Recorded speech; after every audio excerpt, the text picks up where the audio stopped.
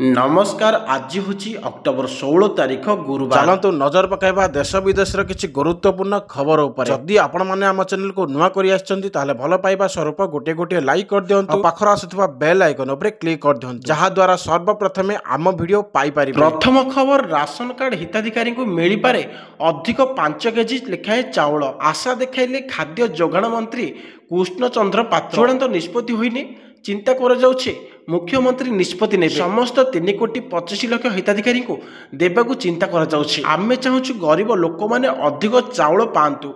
राज्य सरकार निजस्व खर्च रे चाउल देबाकू चिंता करुछंती बोली कृष्णचंद्र पात्र कहिसंती। परवर्ती खबर, ऑनलाइन रे अन्नप्रसाद बा अबड़ा मिलिबा नै विज्ञापन जारी। अबड़ा विज्ञापन सोशल मीडिया रे हेला भाइराल। एक फूड एप्लिकेशन पक्षरु विज्ञापन नै भाइराल हेउछि। मात्र 49 टंका रे अबड़ा उपलब्ध थिबा विज्ञापन रे कुहा जाउछि। तेबे 49 टंका देई खाइबा डेलीवरी एप्लिकेशन रे ऑर्डर कले आपणक घरे एही 4टी मंदिर अन्नप्रसाद पहुँचब बोली कुहଯାଉଛି। पूर्व श्रीमंदिर अभड़ा ऑनलाइन रे बिक्री को नहीं सबुरी महल असंतोष प्रकाश पाइथिला। तेबे यह भक्तों भावावेग को आघात पहुंचाइबा सह भक्त को ठकेईर अभिनव तरीका बोली मत प्रकाश पाइछि। परवर्ती खबर, श्रीमंदिर को संपूर्ण बारण हेब मोबाइल फोन। कौनसी पुलिस किंबा सेवायत भी नहीं पारिबेनी मोबाइल। आग को वाकी टकी व्यवस्था हेब कहले सुरक्षा सब कमिटी मुख्य। बैठक पर सुरक्षा सब कमिटी मुख्य गिरीश चंद्र मुर्मू सूचना दी। श्रीमंदिर भीतर बाहर सुरक्षा ने आलोचना होइछि।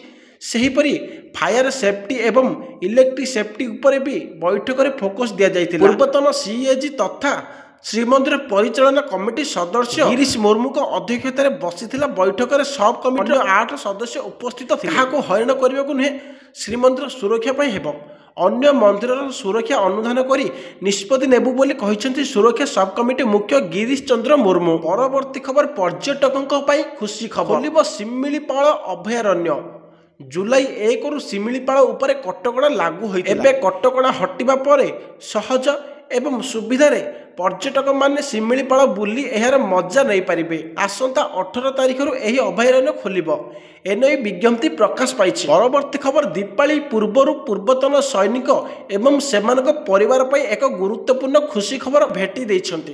प्रतिरक्षा मंत्री राजनाथ सिंह पूर्वतन सैनिक एवं सेमानक निर्भरशील को आर्थिक सहायता 100% वृद्धि घोषणा करिसेंती। प्रतिरक्षा मंत्रालय एक सरकारी विबृत्ति जारी करी कहिछि जे वर्धित लाभ केंद्रीय सामरिक बोर्ड माध्यम पूर्वतन सैनिक कल्याण विभाग द्वारा परिचालित योजना अधीन उपलब्ध हेबो। परवर्ती खबर, स्पेशल अभियान 5.0 अधीन स्वच्छता विषय सचेतन सृष्टि करिबा एवं यात्री अंशग्रहण को उत्साहित करिबा पई NHAI अन्य पदक्षेप क्लीन टॉयलेट पिक्चर चैलेंज आरंभ करी। चैलेंज माध्यम जातीय राजपथ व्यवहारकारी माने टोल प्लाजा रे मैला टॉयलेट विषय रिपोर्ट कर पुरस्कार पाई परिबे। टोल प्लाजा रे थिबा टॉयलेट गुडी को सफा रखिबा लक्ष्य रे ही अभियान आरंभ करा जायछि।